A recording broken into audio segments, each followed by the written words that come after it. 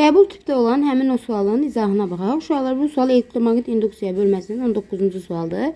İnduksiyasını verib 6,4 militesla, həmçinin sahəni verib 1,5 metr kvadratı, maqnit fini verib 4,8 Weber. Səth ilə induksiya vektoru arasında qalan bucağın dərəcə ölçüsünü müəyyən edin. Uşaqlar, biz bildik ki, fi maqnit nəyə bərabərdir? Fi bərabərdir Bs kosinus alfa.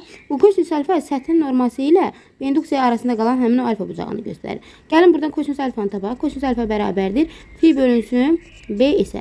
Finin qiyməti 4,8 vurulsun 10 üstü mənfi 3. B'nin qiyməti 6,4 vurulsun 10 üstü mənfi 3. Vurulsun S'in qiyməti 1,5. Demək, bunlar ixtisara gedir 16-ya. Buna düşür neçə dəfə? Buna düşür 3 dəfə. Buna düşür 4 dəfə.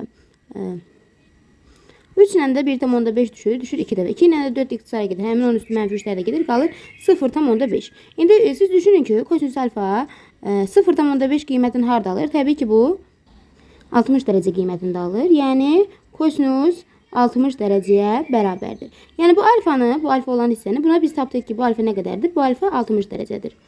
Bizə isə alfanı deyil, baxın, bu hissəni betanı soruşmuşdu. İndi baxaq görək, arada neçə dərəcə bucaq olmalıdır? 90 dərəcə bucaq olmalıdır.